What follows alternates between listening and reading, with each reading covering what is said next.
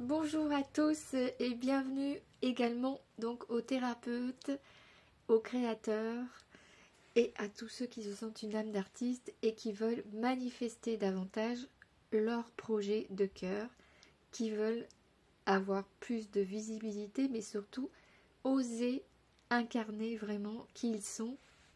Et dans l'art de manifester, aujourd'hui on va justement voir pourquoi on est freiné et quels sont nos freins à l'art de manifester, quels sont nos oui mais. Alors bien sûr, quand on veut manifester, il faut stimuler des choses positives, des choses qui nous font qu'on va se visualiser avec son nouvelle identité de personne qui incarne son projet, qui est dans la réussite de son projet de cœur. Et donc l'enthousiasme, on va se projeter des choses belles, de joie, de nos valeurs profondes, qu'on incarnerait tout ce qu'on aime. Par exemple, moi, si j'aime particulièrement la liberté, le partage, l'évolution, la bienveillance. Bon, bah, toutes ces choses-là, on va les visualiser avec son double, vous savez, celui qui a déjà réussi. Et donc, c'est pour dire que c'est important de faire ces exercices où on projette ce qu'on peut atteindre, mais pas au niveau mental, pas au niveau stratégie, mais vraiment au niveau des tripes, donc au niveau du corps et du cœur. Et on y reviendra là-dessus. En attendant, je vous dis simplement les différents obstacles et croyances qui nous limitent dans l'art de manifester. Alors la première, c'est je ne suis pas à la hauteur des attentes des autres, très connu. Si je déçois les autres, cela montrera que je ne suis pas fait pour ça, par exemple. Et on peut ressentir une sensation dans la poitrine de vide, vous voyez, un sentiment de lourdeur. Voilà, comme si on était aspiré par un gouffre. Voilà, et c'est ces genres d'anxiété qui font des résistances considérables dans la façon de manifester nos projets. Alors, il y a la classique que je ne mérite pas de réussir, évidemment. Donc, je ne mérite pas de réussir. Il y a un sentiment d'infériorité. Donc, je me dévalorise tout seul. Donc, je ne mérite rien. Vous voyez le style. Donc, on se met une pression aussi constante. Alors, cette peur de je ne mérite pas de réussir, elle est souvent liée aussi au perfectionnisme. Ça va souvent avec. Donc il y a la troisième, c'est les autres sont meilleurs que moi, donc on se compare, et ça nous rappelle peut-être des comparaisons qu'on a fait quand on était enfant. Alors on pense oui, mais à quoi bon essayer si d'autres réussissent mieux que moi, par exemple, alors qu'en fait on est tous uniques, et c'est ça qu'il faut comprendre, c'est qu'on a tous une singularité particulière, avec des talents particuliers, avec une expérience particulière, et on est précieux juste pour ça. Alors, l'émotion qui est liée à fait qu'on se compare, c'est qu'on se décourage automatiquement. À partir du moment où on rentre dans des comparaisons, on va ressentir une chaleur oppressante dans la poitrine, on va pas se sentir bien, découragé, le corps, il va s'affaisser. Et la posture, justement, est révélateur des croyances qu'on a. Donc, c'est pour ça que je vous dis toutes les croyances qui peuvent vous limiter dans le cheminement vers la réussite et l'art de manifester réellement les choses. C'est important. Voilà. Alors, ça peut être j'ai trop de défauts pour réussir, tout simplement. Parce qu'on a tous des défauts, mais peut-être qu'on a trop focusé sur ces défauts-là et qu'on se dit, bah, avec ces défauts-là, c'est pas possible, quoi, c'est trop lourd à gérer. Et ça, c'est souvent lié à un sentiment de honte, hein, de honte ou de culpabilité. Donc, ça se passe au niveau de l'estomac. Vous sentez quelque chose qui est lourd au niveau de l'estomac. Il y a une peur de ne pas être assez bien. Qui ronge l'estime aussi de soi-même et s'accompagne d'une sensation de poids sur les épaules notamment. Voilà, donc comme si on devait sans arrêt dire oui, mais mes faiblesses font que je ne peux pas être acceptée, je ne peux pas incarner, je ne serai jamais comme ceux qui réussissent vraiment. Moi, je suis le vilain petit canard, vous voyez, c'est quelque chose dans ce style-là. Alors, il y a aussi le perfectionnisme, donc si je réussis, tout le monde verra mes imperfections. Alors, oui, mais je pourrais plus cacher mes erreurs et mes faiblesses. Donc ça, c'est la personne qui s'attache trop à son image et veut être parfait. Donc l'émotion viscérale, c'est une anxiété d'exposition, on a peur de s'exposer. C'est vrai que s'exposer, ça demande de traverser ses peurs, parfois, et ça peut être ressenti comme une tension intense dans le ventre ou dans la gorge. Enfin, c'est soit dans la gorge, mais souvent c'est dans le ventre aussi. Et c'est comme une sensation de vulnérabilité écrasante avec un frisson. Les personnes vraiment sont pas bien là-dedans. Et c'est des peurs très profondes hein, qui peuvent... Mais ça se nettoie, ça se transmute et il y a des exercices pour ça. Bien sûr, c'est important de croire en soi-même. La puissance de croire en soi-même, c'est fondamental. Et je vous raconterai, pour ceux qui me suivent dans mes podcasts, mon histoire et vous comprendrez que j'ai dû croire énormément en moi pour dépasser toutes mes difficultés.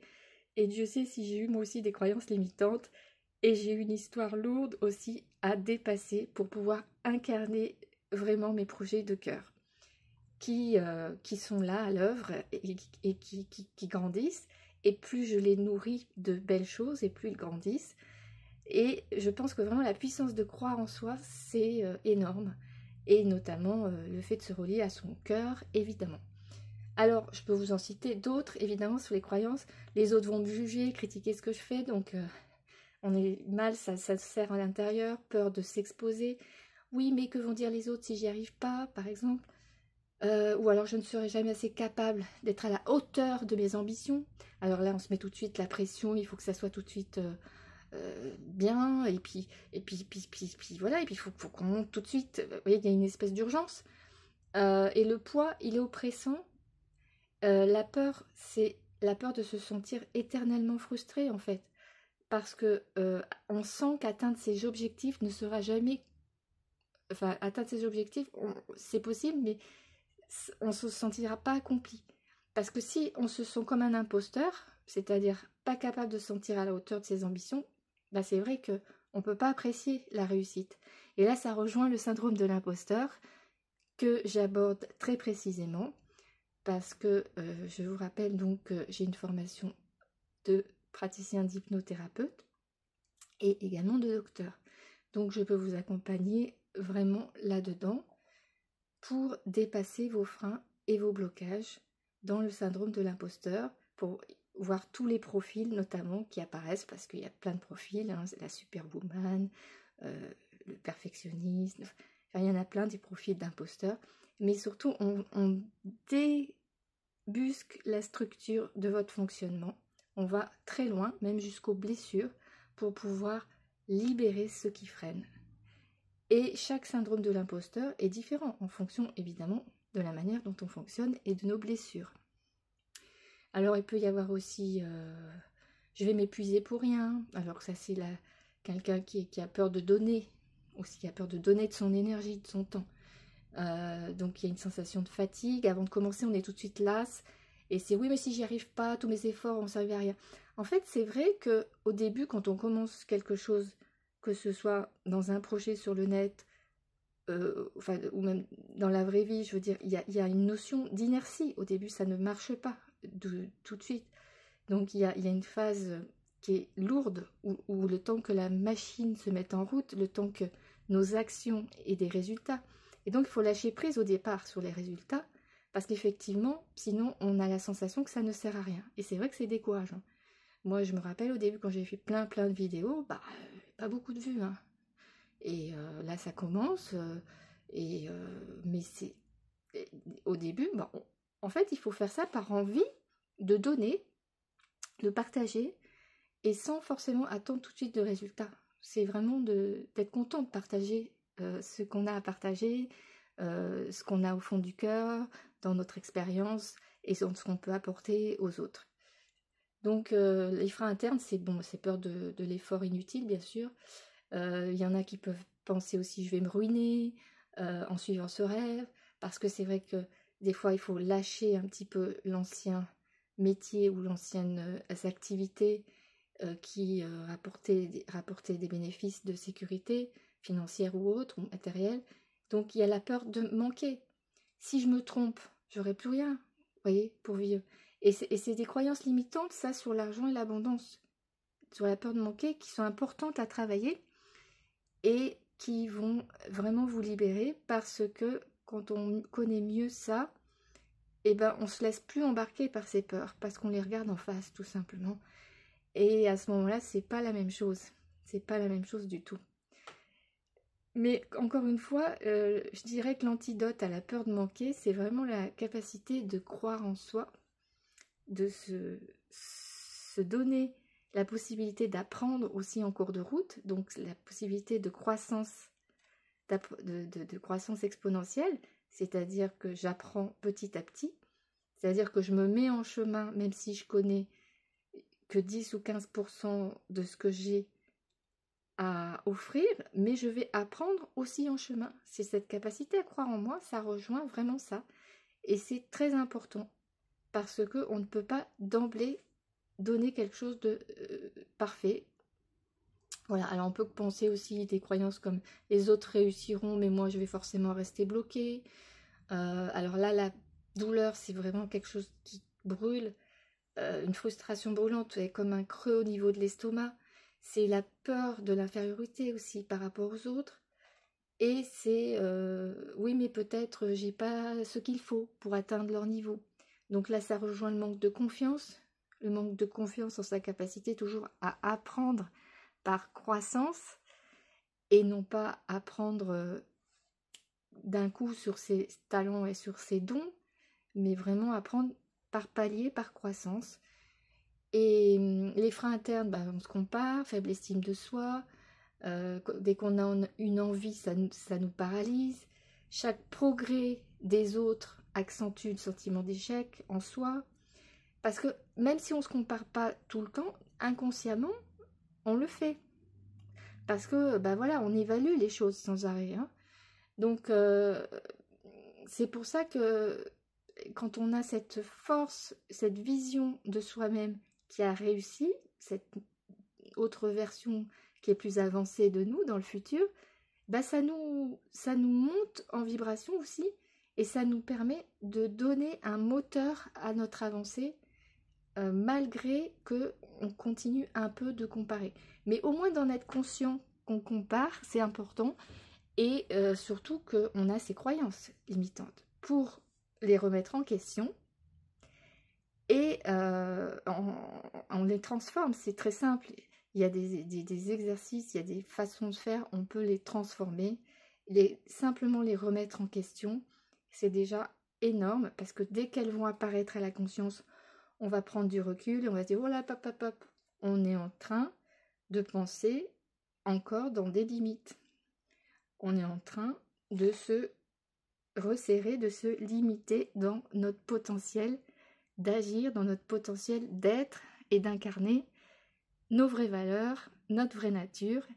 Et ça, on n'en veut plus. Je ne sais pas vous, mais voilà, si on veut vraiment manifester les choses, eh bien, il faut se concentrer sur le positif, bien sûr, mais il faut évacuer toutes ces croyances limitantes. Alors, il y en a encore d'autres, je vous en cite encore deux autres, par plaisir. Je vais échouer, ça va confirmer que je ne suis pas assez bon. Alors, la sensation, c'est la sensation d'effondrement, vous voyez, comme si le sol se dérobait, la crainte de décevoir, de ne pas être à la hauteur. Oui, mais si j'échoue, ça prouvera que je n'ai jamais eu les compétences nécessaires. Bon, alors ça, c'est encore un jugement. Si on échoue, c'est qu'il n'y a pas forcément tous les facteurs qui convergent vers la réussite, mais si on réfléchit, ça ne veut pas dire qu'on n'est pas compétent. Ça veut simplement dire que l'environnement aussi n'a pas capté ce que vous pouviez apporter réellement. Donc c'est vraiment le syndrome de l'imposteur, ça, la peur de l'échec, besoin d'être validé, parce qu'il y en a qui attendent la validation à l'extérieur. Oui, on attend tous plus ou moins cette validation. Mais c'est important de se valider d'abord soi-même, vis-à-vis de soi-même. Parce que en se validant, ça veut dire qu'on se fait confiance. Vous comprenez ? Donc, il faut se valider soi-même d'abord. C'est pour ça que je vous propose donc cette formation sur l'art de manifester, qui va très très très loin et qui vous permet, avec 8 modules, d'aller vraiment changer d'identité. On va travailler sur les scénarios de vie, on va travailler sur les croyances limitantes, et ensuite sur l'identité, où on va aller au cœur au cœur vraiment d'une nouvelle identité pour vous propulser vers quelque chose qui correspond à qui vous êtes et dans un enthousiasme, dans une joie qui est nouvelle et à laquelle vous pourrez vraiment vous identifier, parce que c'est important de construire quelque chose sur, non pas des sables mouvants, mais des choses stables. Et donc, comme je dis, se valider, c'est formidable, et c'est pas la même chose que de s'encourager non plus. Donc, il y a vraiment des piliers, des choses à débusquer, à comprendre, pour vraiment aller très loin dans l'art de manifester les choses. Par exemple, on peut apprendre à visualiser, bien sûr, dans la forme aussi, comme je vous ai dit, avec le double, mais on peut également se connecter à des choses qui nous nettoient, qui nous font qu'on va se connecter à notre être, en fait, à quelque chose de profond. Et ça, c'est important, donc ça correspond à du coaching spirituel, mais il n'empêche que ça marche. C'est comme manifester des vibrations beaucoup plus hautes, bah ça attire automatiquement des belles énergies. Et donc on peut faire des exercices par exemple sur le sage intérieur, parce qu'on a tous un sage intérieur, et ça c'est dans le module 4, et vous verrez que ensuite on revisionne tout dans le module 5, et vous verrez qu'il y a plein de méditations aussi, des livrets très pratiques à remplir, des exercices très pratico-pratiques à faire, et vous allez vraiment vous connecter à votre véritable destinée, à qui vous êtes profondément. Et ça, c'est fondamental. Bien sûr, au début, on passe par un état des lieux. Donc là, j'ai visité les croyances limitantes, mais l'état des lieux ne se cantonne pas à ça. L'état des lieux, c'est vraiment les pièges de la pensée. Et donc, c'est pour ça qu'on fera un scan live pour réapprendre à réaligner votre ligne de vie et repérer les événements qui ont bloqué les processus de manifestation. Car c'est pas hasard si dans votre vie, il y a eu des éléments qui ont bloqué des processus de manifestation.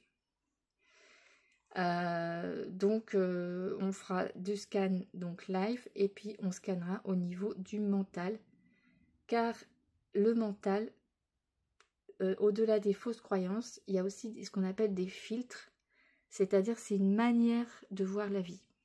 Par exemple, si on a le filtre de la victimisation, on va se sentir très souvent victime. Si on a le filtre de la personne qui sauve les autres, vous voyez, qui est dans le triangle Victor de Cartman, on va avoir envie de venir toujours au secours des autres. On peut avoir d'autres filtres. Les filtres sont liés aux croyances, mais c'est surtout une manière de peindre la réalité auquel on croit. Et des fois, simplement de remettre en question ça, parce qu'on n'en a pas toujours conscience, parce que c'est nos parents, souvent, ou à l'école, on a appris certaines choses, inconsciemment, on a engrangé des façons de fonctionner, et on a appris à filtrer. Par exemple, si on pense qu'on n'est pas capable de, parce qu'on ne se sent pas l'âme de pionnier, parce qu'on a toujours été l'âme de suiveur, ça aussi c'est un filtre. C'est un filtre qu'on peut petit à petit sortir. Alors c'est pas toujours facile de sortir de certains filtres, mais rien que de faire un premier pas qui vous met vers l'extérieur et qui vous fait avoir une vision panoramique au-delà de votre filtre, vous vous rendez compte que c'est une manière de fonctionner particulière parce que vous avez eu des influences particulières dans votre culture ou votre éducation, vous allez sortir automatiquement de ce filtre, et vous allez faire un pas, vous allez pouvoir faire un pas de côté, et du coup proposer d'élargir simplement, et de changer de lunettes, tout simplement. Alors c'est ce que je vous souhaite, c'est ce que je vous souhaite vraiment d'apprendre à scanner, faire cet état des lieux au départ, et après seulement vous pourrez incarner réellement en fonction de votre vraie nature. Vous pourrez incarner qui vous êtes et aller avec beaucoup plus d'élan, de clarté et d'enthousiasme vers ce qui correspond à qui vous êtes profondément. Et ça, c'est important pour pas se laisser à chaque fois revenir dans des voies sans issue qui font tourner en boucle et qui font qu'après, à un moment donné, on était à ça de manifester et finalement, on ne manifeste pas la chose. Parce qu'on a été rattrapé par des résistances, on a été rattrapé par nos filtres et nos croyances qui nous ont complètement limités. Et du coup, on est frustré parce qu'on a fait beaucoup de choses. Et du coup, ça vient confirmer nos croyances limitantes. Puisqu'on dit, vous voyez, à cause de ça, j'ai pas réussi à atteindre ce que je voulais. Donc, c'est bien que je suis pas à la hauteur, c'est bien que, etc. On reprend nos croyances limitantes et on constate en fait simplement que c'est un échec. Simplement parce qu'on n'a pas... On était à ça de réussir et qu'on n'a pas mis tout en place en amont pour que les choses soient alignées, limpides et surtout alignées entre nos pensées, nos croyances, nos émotions et notre cœur finalement. Et c'est notre tripes aussi, c'est-à-dire le ventre. Bien sûr, il faut que tout soit aligné à un moment donné avec qui on est. Et c'est cette envie de manifester qui s'incarne dans la matière et qui est lié aussi à un lâcher-prise également, parce qu'on ne s'attache pas au résultat. Mais on va s'attacher au processus pour mettre en place les choses. Processus intérieur et processus du fait que on incarne, on met des actions qui correspondent et qui sont alignées avec notre vraie nature. Et tout simplement, les choses se mettent en place d'une façon fluide. Eh bien, à très bientôt les amis. N'hésitez pas à visionner des vidéos autres, à écouter les podcasts et éventuellement cliquer sur le fameux lien qui vous mène à cette formation sur l'art de manifester. Et vous aurez également un cadeau de bienvenue sur l'art de l'abondance, c'est-à-dire l'art des gens. À très bientôt. Bye bye!